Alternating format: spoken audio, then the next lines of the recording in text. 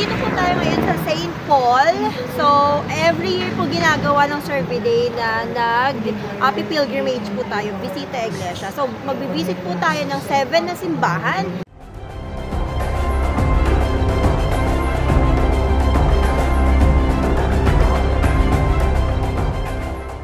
Samahan niyo po kami na makita yung mga gagandang simbahan mula sa Tagaytay at Cavite. So, nandito po tayo ngayon sa St. Paul. Dito po yung meeting place ng mga Surveillance. So, mga 6 AM po mag-start na po kaming umalis. So, tara po, samahan niyo po kami.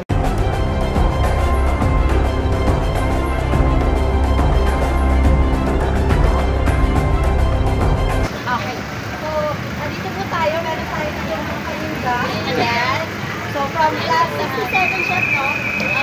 Class 67 para maka-raise sila ng farm. So, yan po yung mga ano, may mga puto-puto. Maaga pa daw, pwedeng mangutang sa'yo mo. Daw, ito 100 isa. tatlong bilog daw, 100. So, 500 yung isang plastic. Yeah.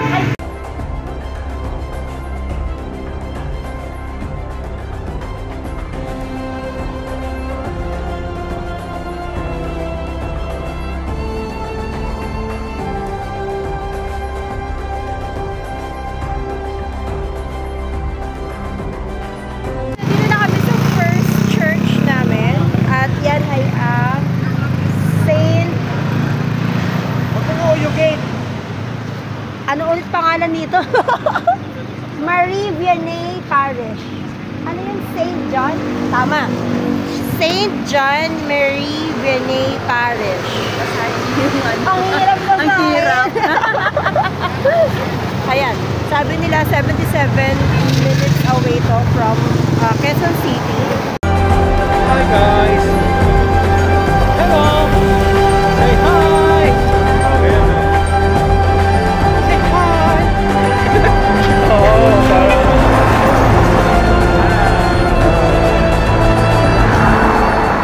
Hello, Surveillance! So tapos na po tayo sa unang simbahan ng pilgrimage natin sa 2024. Katabi ko po ngayon ang shepherds ng ating community, si Chef Weng at si Chef Celso. So ang tanong ko po, shepherds, ilang taon na po kayong sumasama sa pilgrimage or Bisita Iglesia ng Survey Day Marriage Encounter Community? So, bale sa community, 10 years na kami. Pero sa Bisita Iglesia na katulad nito, pangatlong beses pa lang po na kami ay napasama. Sino-sino naman po yung mga kasama nyo sa panata na ito? Kasama po namin syempre sa parata na ito ay aming pamilya, buong pamilya namin pareho, ang aming community na rin po at para sa sambayan ng Pilipino na rin po yung panata na to sa ating pilgrimage. Maraming salamat po. Kita-kita po tayo sa pangalawang simbahan. Bye-bye! Hi, thank you! Hi guys! Okay, so ito na katabi ko mga co-vloggers natin for the day. So, nakalimutan namin ipakilala yung sarili namin. So, sa second church, ito na, nasa Our Lady of Lourdes Parish kami. So, papakilala lang kami. Ako po si Sis Mane. Sis Girly. Yes, shepherd namin yan. At si Sis LA. So, Ayan, samahan niyo po kami sa aming paglalakbay sa 7 simbahan. yes, bye-bye! 9 o'clock na. Nandito na kami sa second church. So, yan, magsisimula na.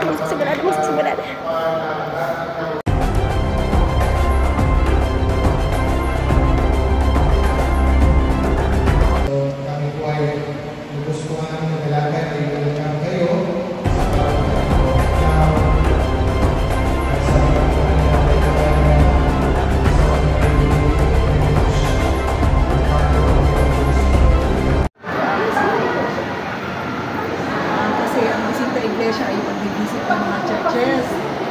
Tapos ito pa ay napakaganda sapagkat mahal na araw. Pero actually, ang Bisita Iglesia kahit hindi naman mahal na araw. Because nakapatunay na tayo ay naglalakbay. No? So paglalakbay ito, at ito ay isang sacrifice din. So paglalakbay patunay sa ating Panginoon.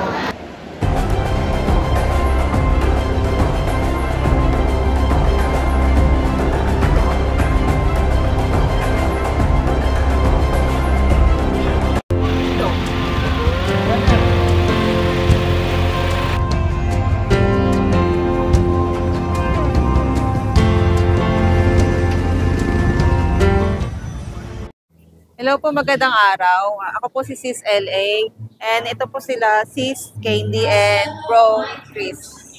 So, nandito po kami sa pangatlong simbahan ng Parish of Nuestra Señora de Candelaria. So, may isang question lang po ko na itatanong po sa inyo. Nakita nyo ang list of churches na ating pupuntahan. Alin sa 7 ang na-excite kayong puntahan? Sa akin, ako muna. Nung nakita ko yung list ng churches na pupuntahan ng survey day, na starstruck ako or natuwa ako nung nakita ko yung Divine Mercy Parish. Kasi yung Divine Mercy is naantig yung puso ko dahil pag narinig natin yung Divine Mercy, parang lahat ng tulong na hihingin ko matutupad, parang gano'n. At saka isa pa, aside from that, meron kaming malaking Divine Mercy sa bahay, kaya siguro na-connect ko na yung kagalakan ko na makapasok sa Divine Mercy Parish is talagang tuwang-tuwa ako. Kayo po, bro. Ako na-excite naman ako sa lahat, sa 7 churches. Pero gaya ng sinabi ni Sis Candy, excited kami sa Divine Mercy Church dahil re-remind tayo ng Panginoon na kung gaano niya tayo kamahal. No? So, sa Divine Mercy kasi meron tayong nire-remind tayo sa ABC. Yung A, ask for mercy. Yung B, be merciful. And yung C, completely trust in the Lord. So, yun po, blessed na blessed kami dahil nakasama kami ngayon dito sa ating pilgrimage at visit Iglesia ng ating Survey Day Marriage Encounter Community. Thank you po, bro.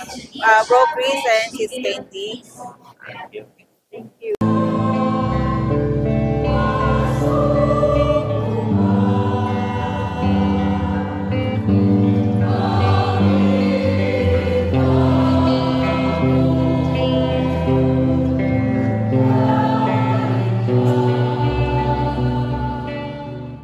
Good morning po, Father. Good morning. So, question po namin for you is, syempre mahirap. Ano po ang ibig sabihin ng bisita iglesia?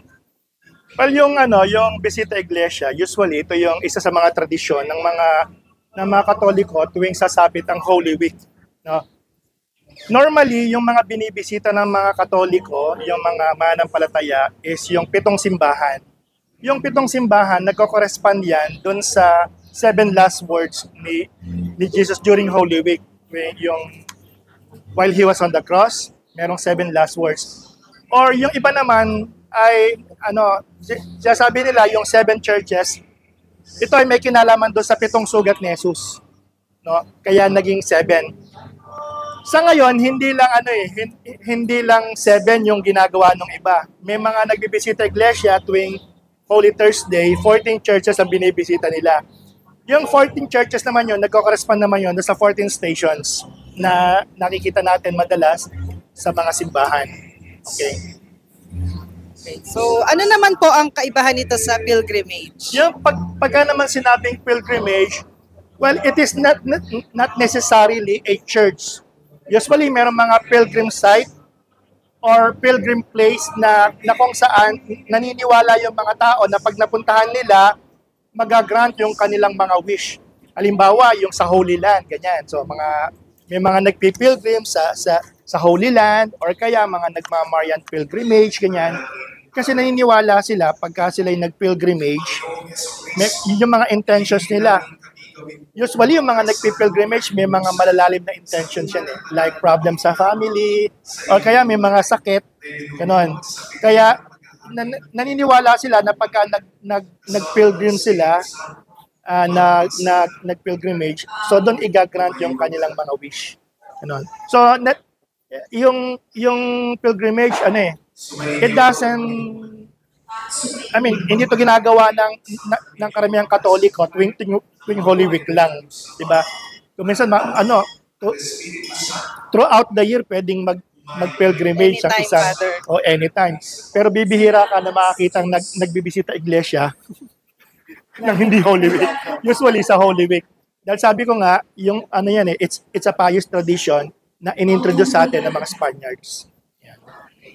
Okay? Yes, thank you so much, Father. Thank you.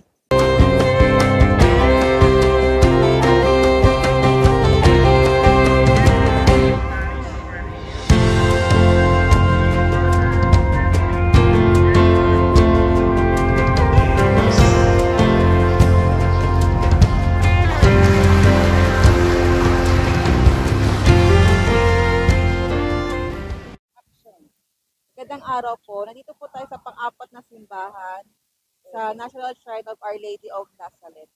Dito po ngayon is si Chef Monching and si Chef Weng. Kamusta na po kayo? Okay lang kami ngayon. Kayo po? So may isang tanong lang po ako na sabihin, ay tatanong sa inyo. Kanino niyo po inaalay ang bisita Iglesia or pilgrimage na ito? Inaalay namin ng pagbibisita ng iglesia na to o pilgrimage sa aming pamilya, sa ating community at syempre po yung nais din namin na mamulat din yung aking mga anak, aking mga apo na mapalapit sa Diyos kung paano sila mapapalapit at makilala nila ng lubos ng Diyos. Siguro sa akin follow up lang din yung sa sinabi. Sa akin siguro sa pagkakasakit ng ating Panginoon, yung pagiging pagsama natin bagay para sa Kanya. Pero sa atin ay napakagod. Pero siguro sacrifice na rin para malaman ng Diyos na kahit tayo makasalanan, nagbibigay tayo ng panahon para sa Kanya. Maraming salamat po, Chef Monching and Chef Weng. Thank you rin.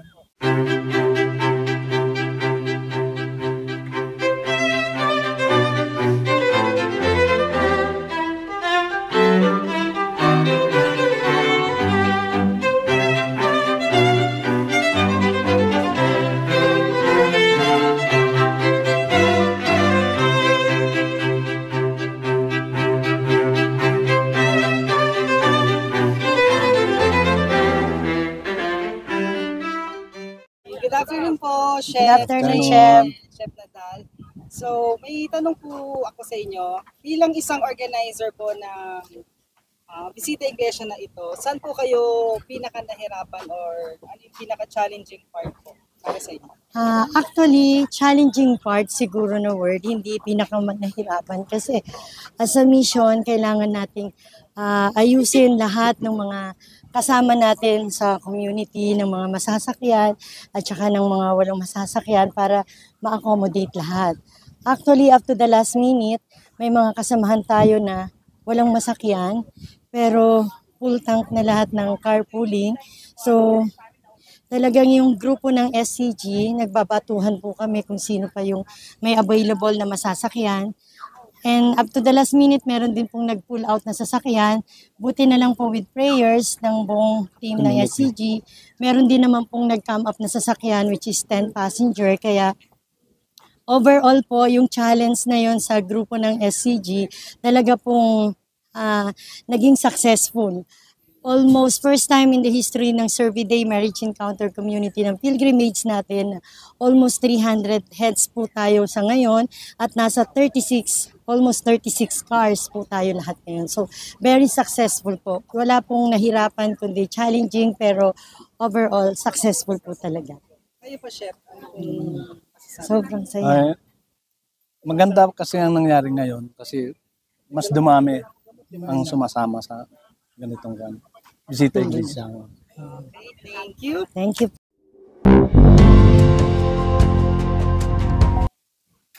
Hi, Sir Videas. Nasa ikalimang simbahan na po tayo sa Divine Mercy Parish. Katabi ko po ngayon ang shepherds na member din ng council. So, meron po tayo si Chef Dan and Chef Elo. So, Chef, Hello. ito po, tanong po namin sa inyo. Ano sa tingin nyo ang dulot ng Bisita Iglesia sa inyong pananampalataya? Kasi simula pa nung maliit kami, nagbibisita iglesia na kami. So, tradisyon na yan ng family. So, para sa akin, yung napakalaking biyaya na natatanggap namin tuwing nagbibisita iglesia. Kasi, alam mo yung mga kahilingan mo sa Panginoon. yung mga ginagawa mo to para kumbaga yung panalangin at pananampalataya mo sa Kanya ay lalong tumibay. At higit sa lahat, yung pag-asa ba sa mga pangako ng ating Panginoon. Kumbaga nagkakaroon ka ng pag-asa sa buhay, lahat ng mga pagsubok mo, kumbaga nalalampasan mo kasi umaasa ka talaga na diringgin ka talaga ng Panginoon. Ayun po.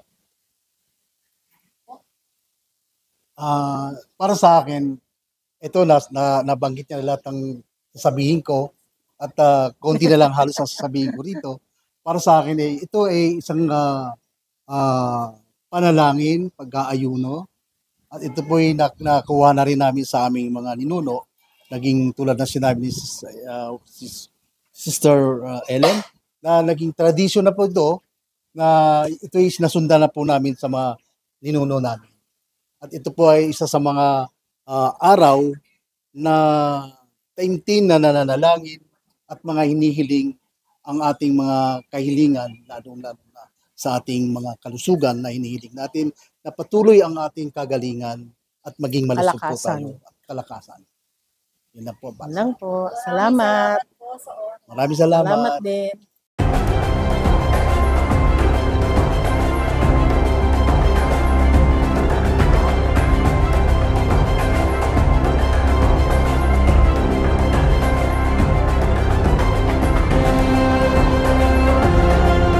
Good afternoon po. Ngayon po ay kasama po sila Chefs Lito and Beth.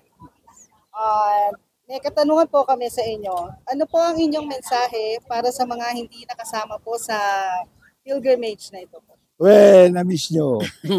Napakasaya. Na-miss Malaking nila bagay ito sa buhay 100% of their life. Kasi minsanan lang ito. It is going with every churches and ang puso at isip natin ay na kay Lord lamang. So dapat sumama sila para lahat ng dapat nilang hilingin, dapat nilang hingin kay Lord para sa kagalingan, para sa kabuuan ng kapamilya, ay matanggap nila ang grasya nito. Yun lang po.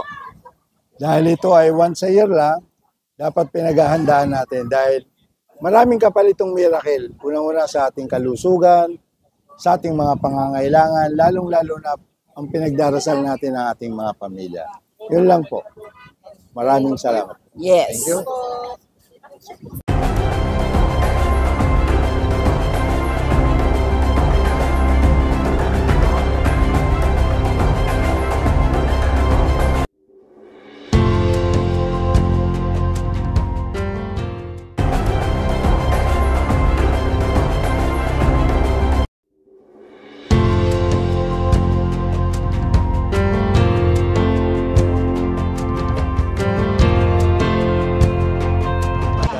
Hapon po sa inyong lahat at welcome dito sa isang historic church, simbahan ng Bacoor. Ang pinaka po ng historic nito dahil ang nagpagawa po nito ay si Father Mariano Gomez, isa sa Gombursa. Diyan po ang nagpaganda at nagpaging historical ang lugar na ito. Welcome po kayo at bilang mga miyembro ng Mary's Encounter, mahalaga po talaga na isama lang natin ang Diyos sa ating buhay. Put Christ in the center of your life. Yeah. And you will succeed. Thank you, Father. Maraming salamat po.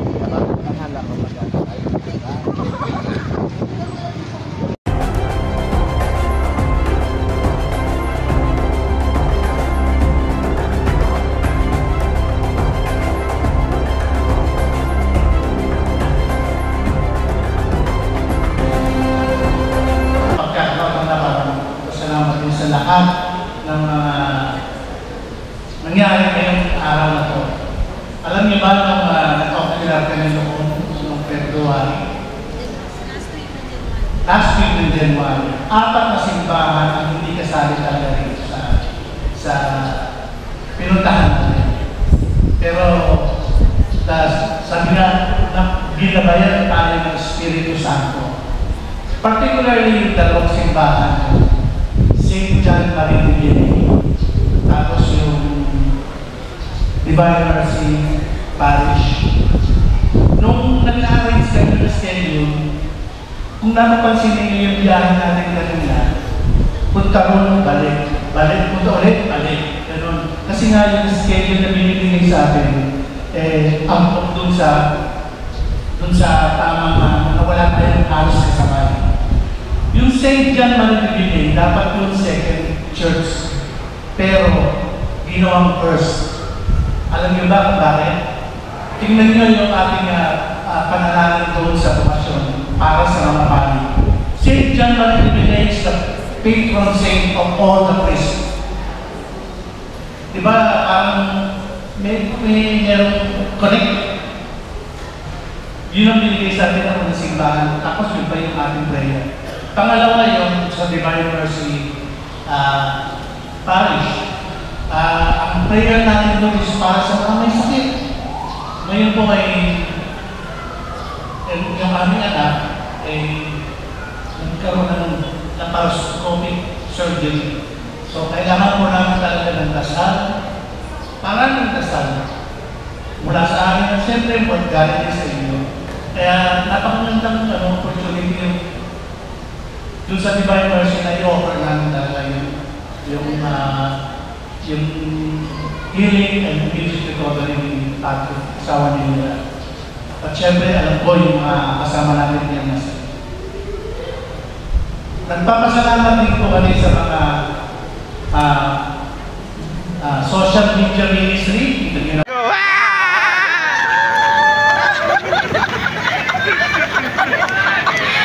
Meron pa tayo meron pa tayo tawag mo?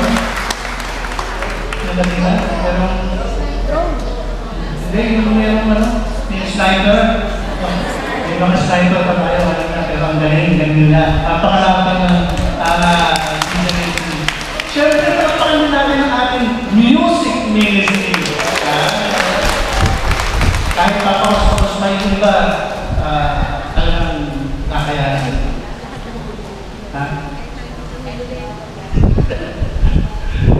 Siyempre, higit sa namin, papasalamat kami sa 30 plus vehicles at 200 plus pilgrims na sumama sa ating 2024 bisita ng Iglesia. Maraming salamat po. Hindi mo naman po ito kung wala po kayo.